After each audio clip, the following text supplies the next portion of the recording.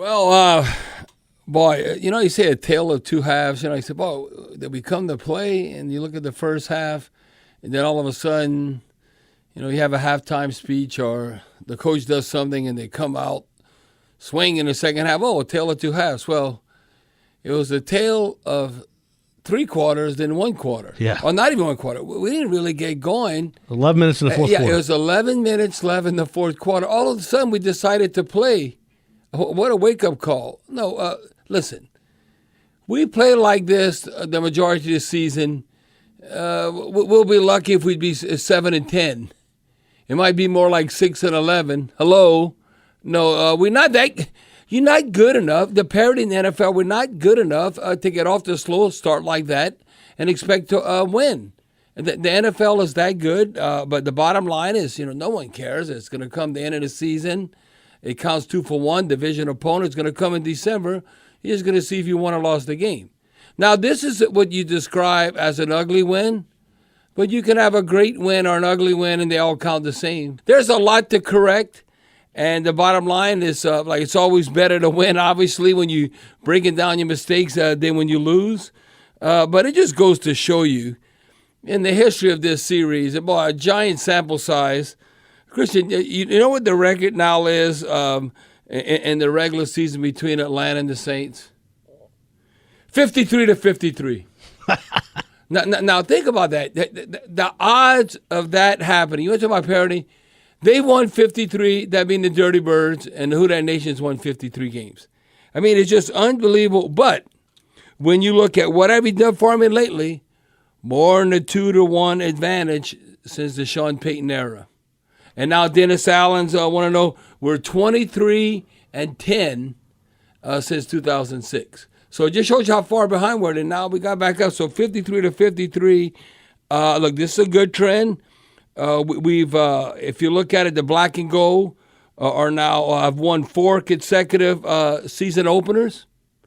That wasn't all the case, and that's the first time in history that we won 4 consecutive openers in Saints history. We've also now, Christian, you say home field advantage, don't field advantage, whatever. The Saints have now won the last 5 games played in Atlanta. So that's a big sample size. The last 5 games we played in the ATL, the Saints have come out on top. That's because of the Mercedes-Benz Stadium.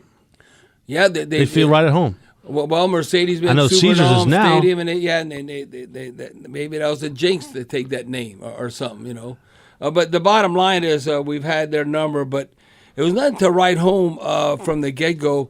I thought a number of opportunities, we kind of shot ourselves in the foot. I mean, you never would want the game to start this way. As they go 9 plays, they only got a 54-yard field goal, but we started out 3 and out. I mean, you could break down the first 3 quarters. Like, did we even want to play the game?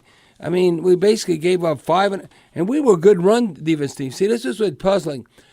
Last year, Hebert, that's last year. Well, no, it's a lot of the same players. We gave up 3.7 yards a run. Well, today we gave up 5.5 yards a run. Basically, look at Patterson. Like Deuce said, at number 84, boy, he looked like a power running back. He had 120 yards. And we've been able to stop individual rushers from getting 100 yards.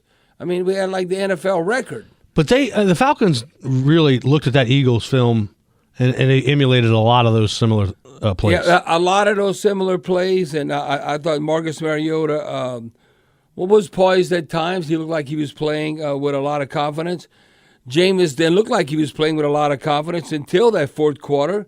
You got to give Jameis credit, how he hung in there. The only offense we had at the beginning was Taysom Hill. And, we actually took a 7-3 lead right there. We go 5 plays, 77 yards in 2 minutes to take that 7-3 lead. And then, when it kind of started like it was going downhill, then Pete Werner caused the fumble and then recovered by Bradley Roby. So we ended up +1 in the turnover margin.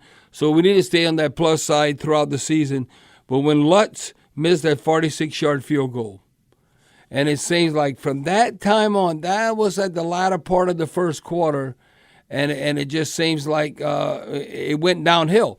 Because if you look at, they had a drive with Patterson, They went 9 plays, 66 yards, and he had 8 rushes for 53 yards in that drive. So it was nothing to write home about. A very humbling, I said, learning experience. You have to come to play. The Saints are almost looking at the beginning, we're just going to show up as the Falcons. They're not very good, and we're going to win this game. No, it's the NFL.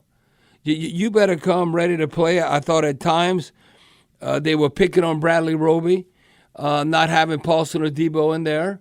You could see a number of times he was targeted. Now, looking at, let me see what he did. He ended up having, I want to say, he had a fumble recovery, had one pass defended, but it seems like they're going after. You know who actually was active is Pete Werner, had 11 unassisted tackles, 12 total, tackle for loss, a forced fumble. But just to go to show you Patterson, I seen him slap run over Honey Badger and Marcus May like a couple of times. That's not your typical receiver either. No, you better pack a lunch when you're going to tackle him, but he's going to slap run you over. I thought that when you look at Winston at times with Michael Thomas, the timing was just off. I mean, with the throws. But really, I think it was their first game together. You can't draw it up any perfect. Those back shoulder touchdown throws, that's how you draw it up. I mean, the coverage is there. You just have to have a very accurate throw, and you have to have a receiver that's going to make contested catches and also have strong hands. Red zone, we were 100%, and goal to go, we were 100%. But Kamara averaged 4.3 yards a carry. Ingram, 5.5. Taysom, ridiculous, 20.3 yards. But we ended up like 151 yards, basically 8 yards average. We had 19 attempts, but again, we had to play catch-up. But they ran the ball, and I think they want to do this with Marcus Mariota 38 times, but we gave up 201 yards rushing.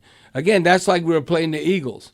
Last 2 times we played the Eagles, when they basically had 200-plus yard rushing games. But again, we gave up 4 sacks. We didn't get any. I mean, I thought this was one of DeMario Davis's poorest games in a uniform. I saw one time Patterson just ran right through his tackle. So it definitely wasn't the wolf pack to me. It was like maybe the wolf pups. The little puppy's still in the den, not quite coming out the way we tackled then. I thought Marcus May made plays at time. He ended up with 9 total tackles. He also had a forced fumble. Cam Jordan wasn't as impactful as he has been in past Falcons games. So really, it was kind of think how, when you talk about, this defense has a chance to be the Dome Patrol, I'd say not so fast. Slow your roll on that one. Because of this type game that they had against Atlanta. You know why? Because it was in the trenches. You can sometimes get burned and all that, but when you look on who's manhandling who, we finally turned around, but you'd have to say overall, their offensive defensive line, they were kind of punking the Saints. And that's very humiliating. So, listen, I think this might be a good thing because we won down to go against Tampa Bay. Then you got to try and redeem yourself and win. Well, in the 2 trenches. totally different offenses. Right. And then, but still trying to win those battles and be more dominant. Because you know who we still couldn't block. I mean, he whipped 3 of our linemen, and that being Grady Jarrett. Grady Jarrett, he had like a sack and a half, 2 sacks, 2 quarterback hurries, tackle for a loss. He beat 3 out of our 5 linemen. He beat Cesar Ruiz, he beat Hurst, he beat Andrews Pete one time in the double team. So, no, that's what we expected. You know who else? We didn't call David Onyemata. They even mentioned his name. I mean, guys that we are counting on to come up big time did not happen. Again, no interceptions, which is good for Jameis. We didn't get any interceptions. But, we fumbled one time. They had 2 fumbles, so we ended up being +1. Now, this one, the cusp of killing ourselves. We ended up having 8 penalties, 99 yards. So I said 9 penalties or more, 100 yards. So that could cost you. So good for the Saints. I mean, this is a win. You feel like very humbled, and you say, "Boy, we really stole it." Yeah, but we stole the win. But it all counts the same.